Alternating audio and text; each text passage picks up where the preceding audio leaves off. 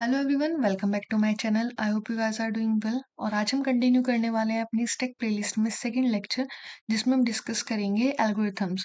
हमने last video में stack की फंक्शनैलिटी को 5 टर्म्स में डिवाइड किया था: push, pop, top, is empty, is full.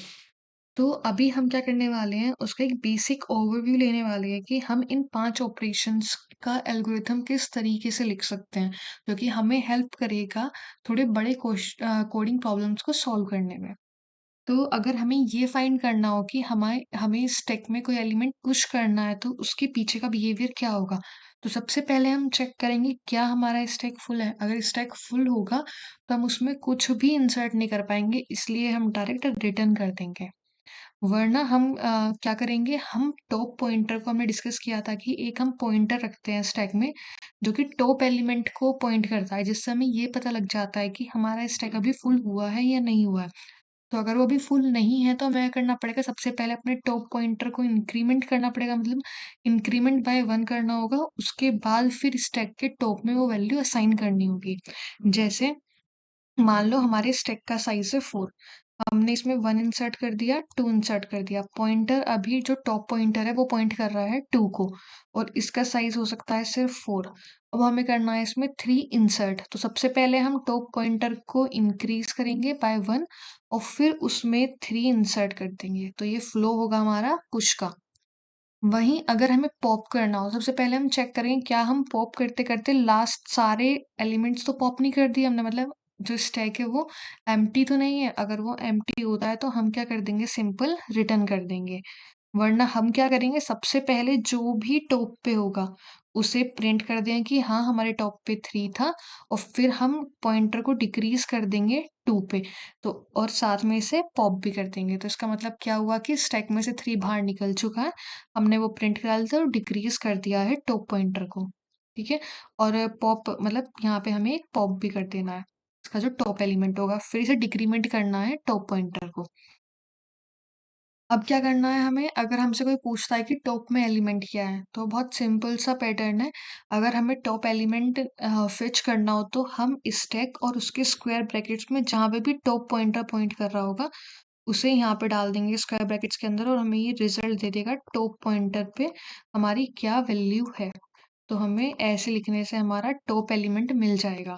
अगर हमें देखना हो कि ये इज एम्प्टी, मतलब कि हमारा स्टैक खाली तो नहीं हो गया, तो हम क्या चेक करेंगे, क्या टॉप की वैल्यू 1 से नीचे तो नहीं चली गई। ये इंडेक्स वैल्यू है कि कहाँ पे हमारे एलिमेंट स्टोर है। अगर इंडेक्स की वैल्यू 1 से नीचे जाती है तो इसका मतलब कि वो खाली हो चुका है, तो हमें ट्रू देना है रिटर्न में कि हाँ अब स्टैक एम्प्टी है। वरना हमें यह करना है फॉल्स कि अभी स्टैक एम्प्टी नहीं हुआ है। वहीं आप यहाँ पे वीडियो पॉज करना और ट्राई करना कि अगर आपसे बोलते हैं इज फुल, तो उसका आप कोड किस तरीके से लिखेंगे। फिर बाद फिर हम मेरा वाला जो मैं यहाँ कोड बता रही हूँ उससे चेक करना कि आपने ये सही किया है या नहीं किया। तो सबसे पहले हम क्या कंडीशन लिखेंगे कि क्या अगर हमारे स्टैक का साइज n है, तो क्या टॉप जो पॉइंटर है वो ग्रेटर देन हो चुका है n से। अगर वो हो चुका है तो इसका मतलब कि हमारा स्टैक जो है वो फुल है, और हम रिटर्न कर देंगे यहाँ पे ट्रू। वरना हम क्या रिटर्न कर देंगे, फॉल्स। तो ये होगी एल्गोरिथम इस फुल की। और काफ़ी बार हमसे ये पूछ लेते हैं इंटरव्यूज़ में या फिर 1 और 2 मार्क क्वेश्चंस में यूनिवर्सिटी में कि इनकी टाइम कॉम्प्लेक्सिटी कितनी है। आई होप आपको जब आपने डीएससी पढ़नी शुरू करी होगी तो आपको टाइम कॉम्प्लेक्सिटी निकालना सिखाया होगा। तो अब हम बिना कोई फोर लूप या फिर कोई भी वाइल लूप, ऐसा कोई भी लूप यूज किए बिना ही हम एलिमेंट को एक्सेस कर पा रहे हैं, पॉप कर पा रहे हैं, पुश कर पा रहे हैं। तो इसका मतलब कि अभी हमारे पास जो टाइम कॉम्प्लेक्सिटी होगी वो होगी बिग ओ 1, मतलब कौन सी, मतलब कि एक ही बार में हमें पता चल रहा है कि टॉप पे एलिमेंट क्या है, हमारी स्टैक एम्प्टी है, फुल है, हम पुश कर पा रहे हैं, पॉप कर पा रहे हैं। तो हमें इसमें लूप की जरूरत नहीं पड़ रही, तो इसलिए सिर्फ टाइम कॉम्प्लेक्सिटी है वो पांचों के पांचों ऑपरेशंस में बिगो 1 ही होगी। अभी जो मैं कंटिन्यू करूंगी आगे की प्लेलिस्ट स्टैक की, उसमें हम कोडिंग क्वेश्चन सॉल्व किया करेंगे, थ्योरी, एल्गोरिथम और फिर कोडिंग। कोडिंग जो होगी वो हमारी होगी जावा और सी प्लस प्लस में। अब मैं एक छोटा-सा ओवरव्यू दे रही हूँ कि अगर आपको सी प्लस प्लस यूज़ करनी है कोडिंग में स्टैक को समझने के लिए या जावा यूज़ करनी है, तो आप कौन-सी लाइब्रेरी या फिर कौन-सी इंक्लूड करोगे टॉप में जिसके थ्रू आप स्टैक को यूज़ कर पाओगे। तो सी प्लस प्लस में आपको क्या करना पड़ेगा, आपको स्टार्टिंग इसमें इनबिल्ट लाइब्रेरीज़ पहले से ही हैं दोनों लैंग्वेज में। अगर आपको सी प्लस प्लस में करनी है तो आपको ये कमांड ऊपर लिखनी पड़ेगी, आपको इंक्लूड करना पड़ेगा स्टैक की। आप प्रोग्राम को ये बताओगे कि स्टैक आप यूज़ करने वाले हो अपने आगे प्रोसेस में। तो उसे अगर डिक्लेयर करना हो तो आपको लिखना पड़ेगा हैश इंक्लूड और एंगुलर ब्रैकेट्स में स्टैक। वहीं अगर आपको जावा में लिखना है तो आपको इम्पोर्ट करनी पड़ेगी। इम्पोर्ट कैसे करोगे? जावा के अंदर यूटिल होता है, यूटिल के अंदर स्टैक होता है। तो आप बताओगे कि उसे स्टैक के जो भी आप इनबिल्ट फंक्शंस यूज़ करने वाले हो, वो आपको इस जगह से उठाकर लेकर आने हैं, java.util.stack से। ऐसे ही हमारा सी प्लस प्लस में हमें इंक्लूड करनी पड़ती है स्टैक लाइब्रेरी। अब डिक्लेयर कैसे करोगे? तो सबसे पहले आप कैपिटल एस के साथ स्टैक लिखोगे। आप बताओगे कि हाँ, मैं स्टैक यूज़ करने वाला हूँ या करने वाली हूँ और कौन-से डेटा टाइप का है? इंटीजर डेटा टाइप का। अब यहाँ पे आप फ्लोट लिख सकते हो, डबल लिख सकते हो। यहाँ आपको मेंशन करना पड़ेगा इसका डेटा टाइप। और फिर आप बताओगे कि आप जिस स्टैक को यूज़ कर रहे हो, जिसके अंदर इंटीजर टाइप का डेटा सेव होगा, उस स्टैक का नाम क्या होगा? वो मैंने यहाँ पे लिया जैसा भी एस। आप इसे स्टैक भी डाल सकते थे S1, S2 या कुछ भी नेम जो आपके मन में हो। तो वैसे आप यहाँ पे सी प्लस प्लस में कर सकते हो। वहीं अगर जावा में करना होता है तो आप क्या करते हो, सबसे पहले बताते हो कि हाँ, मैं स्टैक यूज़ करने वाला हूँ, इंटीजर डेटा टाइप का होगा और उसका नेम होगा एस। और जावा में क्या होते हैं, क्लास ऑब्जेक्ट कॉन्सेप्ट होता है, तो इसलिए आपको उस क्लास का ऑब्जेक्ट बनाने के लिए न्यू कीवर्ड यूज़ करना पड़ता है। और फिर आप बताते हो कि हाँ, मैं एक ऑब्जेक्ट बना रहा हूँ स्टैक डेटा टाइप का इंटीजर डेटा टाइप के साथ। ठीक है? और अगर आपको सिंपल यूज़ करना है पुश पॉप ऑपरेशंस के लिए, तो आप सिंपल जिस भी नेम से आपने स्टैक डिक्लेयर किया है, उस नेम को यूज़ करके डॉट लगा के पुश और पॉप ऑपरेशंस आप ऐसे लिख दोगे आगे। अगर पुश करना है तो क्या वैल्यू पुश करनी है, वो आप वैल्यू दोगे पैरेंथेसिस के मिड में। सेम चीज़ होगी जावा में।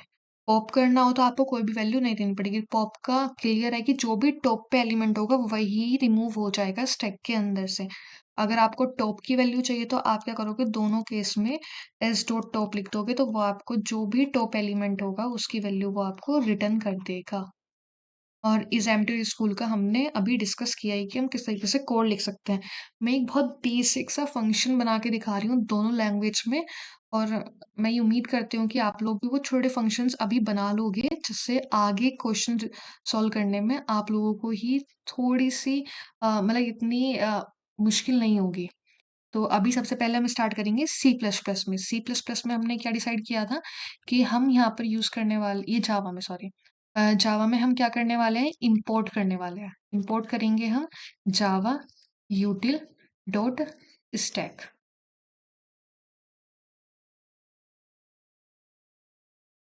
आप यहाँ पे बता दो कि आप स्टैक यूज़ करने वाले हो। उसके बाद क्या करोगे, सबसे पहले आप यहाँ पे रिमूव करोगे। और सबसे पहले हमने क्या डिसाइड किया था कि हम यहाँ पे करने वाले हैं अपना स्टैक डिक्लेयर, जिसमें हम उसे बताएंगे कि हम कौन से डेटा टाइप का स्टैक यूज़ करेंगे। अब डेटा टाइप अभी मैं यहाँ पे क्या रख रही हूँ, मैं रख रही हूँ यहाँ पे इंटीजर।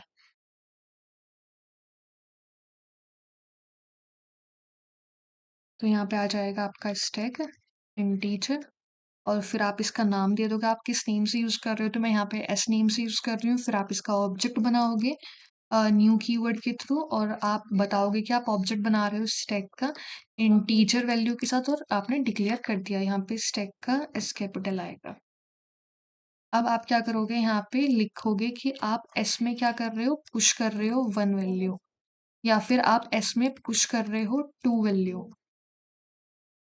और अभी मैं एक यूज़ कर रही हूँ पॉप फंक्शन, तो मतलब स्टार्टिंग का एलिमेंट पॉप कर दूंगी। और इसमें इजी ये रहता है कि आपको लूप के थ्रू एक्सेस करने की नीड नहीं पड़ती। आप डायरेक्ट ऐसे लिखो और इसको स्टैक को प्रिंट करा लो। अगर अभी हम रन करके देखते हैं तो हमारे पास पहले स्टैक में वन गया, फिर टू पुश हुआ और पॉप करने पे टू रिमूव हो गया, इसलिए आपके स्टैक की वैल्यू आती है वन। अगर मैं यहाँ पे अभी थ्री पुश कर दूं तो आपका थ्री रिमूव होगा यहाँ से पहले, और आपका आउटपुट आना चाहिए वन और टू। तो ये बेसिक सा कोड हो गया जावा में स्टैक का। अभी हम सी प्लस प्लस में सेम करते हैं। ये हमारा सी प्लस प्लस का डिफ़ॉल्ट कोड आया है ऑनलाइन कंपाइलर से। हम क्या करने वाले हैं, यहाँ पे इंक्लूड करने वाले हैं स्टैक को। उसके बाद हम यहाँ से क्या करेंगे, पहले हम स्टैक डिक्लेयर करेंगे। तो हम स्टैक करने वाले हैं इंट टाइप का, और हमने उसे एस नाम दिया है। फिर हम इसमें पुश कर रहे हैं अभी 1, फिर हम इसमें पुश कर रहे हैं 2, और अभी हम क्या कर रहे हैं, पॉप। यहाँ पे हमें डायरेक्ट ऐसे लूप क्रिएट करना पड़ेगा जावा की तरह। हम डायरेक्ट लिख के इसे प्रिंट नहीं करा सकते। तो हम क्या करेंगे, पहले चेक करेंगे कि जब तक हमारा स्टैक एम्प्टी नहीं हो जाता तब तक हम इस लूप को रन करेंगे। और साथ में क्या करेंगे, जब जब ये लूप के अंदर जाएगा तो हम सबसे पहले इसे प्रिंट करा लेंगे जो भी टॉप की वैल्यू रहेगी न्यू लाइन के साथ, और इसको हम पॉप कर देंगे। तो पॉप करने से क्या होता है, स्टार्टिंग का एलिमेंट रिमूव हो जाता है जो इस मतलब कि टॉप पे होता है।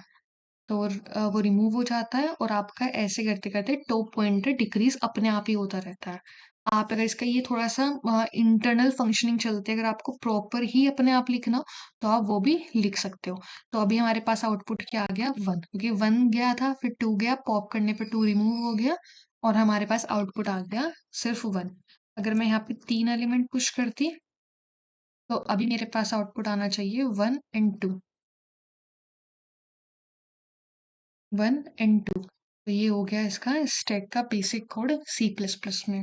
आई होप आपको समझ में आया होगा, क्योंकि इस वीडियो में हमने इतना कुछ डिस्कस नहीं किया है, बेसिक एल्गोरिथम डिस्कस करी है। अगर फिर भी अगर आपको कोई डाउट हो तो कमेंट सेक्शन में लिख देना। और अगर आपको वीडियो अच्छी लगी हो तो वीडियो को लाइक करना, चैनल को सब्सक्राइब करना और दोस्तों के साथ शेयर करना। Thank you.